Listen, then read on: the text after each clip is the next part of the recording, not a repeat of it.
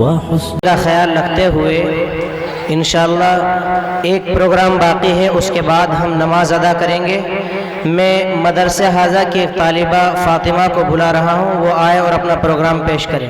اس programme کے بعد انشاءاللہ دوسری نشست کا اختتام ہو جائے گا، اس کے بعد عشاء کی نماز ہوگی، نماز کے بعد انشاءاللہ تیسری نشست کا آغاز ہوگا۔ آپ سب حضرات خاموشی کے ساتھ بیٹھے رہیں اور خوب غور کے ساتھ بچوں کو سنتے رہیں اور ان کی حوصلہ افزائی فرماتے رہیں۔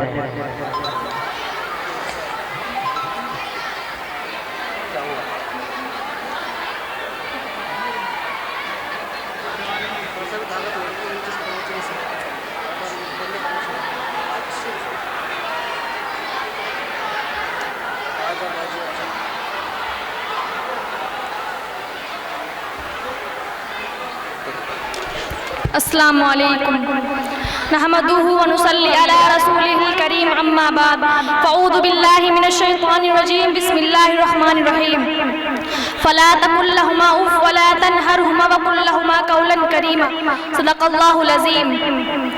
ماں باپ کی رضا سے رہا جو گریز پا، خوشنودی خدا کی وہ نعمت نہ پا سکا۔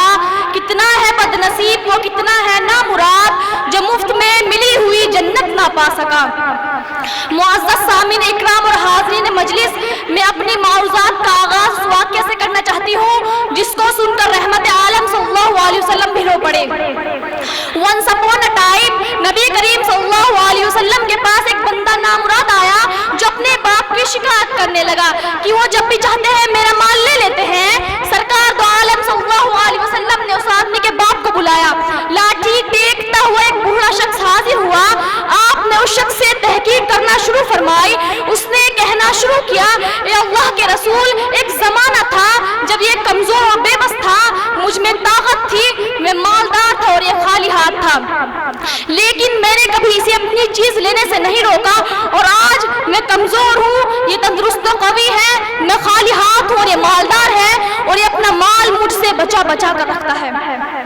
اس ضعیف کی بات سن کر رحمت للعالمین رو پڑے اور ولدنا خلف سے مخاطب ہو کر فرمایا، انت و مالک لیبیکا، تو اور تیرا مال سب تیرے باپ کا ہے۔ حضرات، یہ جملہ نصیحت ہے ان لوگوں کے لیے جو اپنا مال اپنے والدین سے بچا بچا کر رکھتے ہیں اور اپنے والدین کے علاج کے لیے خرچ نہیں کرتے اور اپنے ماں باپ کو گھر کا ایک زائد و اسکار رفتہ شے سمجھتے ہیں۔ سامعین اکرام، ماں اور باپ پر الفاظ کے شہد کی سی حلاوت اور دنیا بھر کا سکون بھرا ہوا ہے۔ ماں کے پیروں تلے جنت ہے تو باپ جنت کا دروازہ ہے۔ ماں کی انگلیاں جب ہمارے سروں پر ہوتی ہیں تو یوں محسوس ہوتا ہے جیسے ساری دنیا کی خوشی ہمارے سروں پر رقص کر رہی ہو، اور باپ کی پورا شفقت نگاہ عزائم کو حوصلہ اجلاتا کرتی ہے۔ دنیا میں ہر چیز اپنی شکل بدل دیتی ہے، لیکن ماں اور اس کی ممتا میں کچھ فرق نہیں آتا۔ دنیا کا کوئی رشتہ والدین سے زیادہ محترم نہیں، والدین کے لیے سب سے زیادہ خوبصورت چیز اولاد ہوتی ہے۔ جس طرح پھول مسل دینے کے بعد بھی خوشبو دیتا ہے، اسی طرح والدین اپنے بچوں کو ہر حال میں دعائیں دیتے ہیں۔ اے لوگوں، والدین سے ہمدردی کی توقع رکھنے کے بجائے والدین کے ہمدرد بن جاؤ۔ خالق کائنات نے اپنی بندگی کے بعد اپنے بندوں پر سب سے اولین فرض بالوالدین احسانہ قرار دیا ہے۔ کہا گیا ہے والدین کے ساتھ حسن سلوک کرو، اور ہاں، حسن سلوک کی توفیق کو دونوں جہاں کی شہادت سمجھو۔ حاجی اعظم صلی اللہ علیہ وسلم نے ماں باپ کی خدمت کو ہجرت و جہاد پر فضیلت دی ہے۔ اسلام نے یہاں تک اجازت دی ہے اگر تمہارے ماں باپ کافر و مشرک ہو تو بھی ان کے ساتھ حسن سلوک کرتے رہو۔ مجھے بتاؤ ایسے عظیم الشان تعلیم کسی اور مذہب میں دی ہے؟ بٹ فرینڈس، غافل رہا حقوق و فرائض سے جو بشر، غافل رہا حقوق و فرائض سے جو بشر، دنیا و آخرت میں وہ راحت نہ پا سکا۔ ایک در یتیم کا نام لینے والا، ذرا اس در یتیم کے عمل کو دیکھو جس نے اپنی رضائی ماں کے احترام کے لیے اپنی ردائے مبارک بچھا دی اور اپنی جگہ اپنی رضائی ماں کو بٹھا دیا۔ جی ہاں، اسی در یتیم نے فرمایا، خدا کی خوشنودی ناراضی، والدین کی ناراضی خوشنودی ہے۔ اے والدین کے احترام کو پامال کرنے والوں، جاؤ کسی یتیم سے ماں باپ کی قیمت پوچھو۔ کیا ماں باپ کو ناراض کر کے جنت کی اور اپنی اولاد سے خدمت کی توقع کی جا سکتی ہے؟ ہرگز نہیں۔ اسلام نے تعلیم دی ہے ماں باپ کے عظیم احسانات کو پیشی نظر ان کے وہ جائز مطالبات بھی خوشی خوشی پورے کیجیے جو آپ کے ذوق و مزاج وغیرہ ہو۔ حاضرین، اپنی بوڑھی ماں کی خدمت اور تنہائی کے باعث حضرت اویس کرنی تاجداری مدینے کا دیدار نہ کر سکے اور نہ ہی والدہ کی زندگی میں حج کی تمنا پوری ہو سکی۔ یہ سب کیوں ہوا؟ محض اسی لیے کہ ان دو تاریخ ساز ہستیوں کے ہم پر گرہ قدر احسانات ہیں۔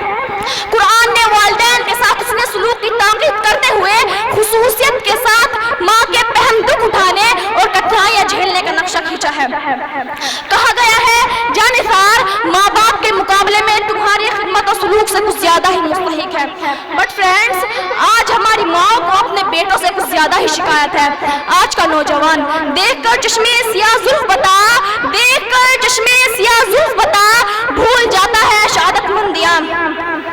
اولاد کو یہ تعلیم دی گئی جو اپنا مال بھی خرچ کرو اس کے اولین حقدار والدین ہیں۔ کیا تمہیں اس آدمی کا قصہ نہیں معلوم جو اپنے ماں باپ کے سو جانے پر رات بھر ان کے سرہانے دودھ کا پیالے کھڑا رہا، اس کے بیوی بچے بھی بھوکے رہ جاتے ہیں؟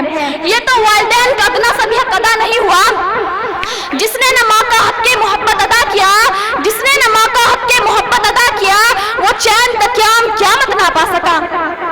اے سعادت مند انسانوں، والدین کی خدمت کو اپنا تر امتیاز بنا لو، کیونکہ دنیا میں خدا اور اس رسول کے بعد قابل احترام ہستیاں یہی ہیں۔ جس طرح درخت پتھر کھا کر پھل دیتا ہے، اسی طرح والدین اپنے بچوں کو ہر حال میں دعائیں دیتے ہیں۔ یہ وہ مالی ہے جو اپنے چمن کو ہر خزاں سے بچا بچا کر اپنے خون پسینے سے سینچتے ہیں اور اپنے پھولوں کو ہر خزاں و بہار سے آگاہ کرتے ہیں۔ یہ بچوں کے لیے آسمانی تحفہ ہے۔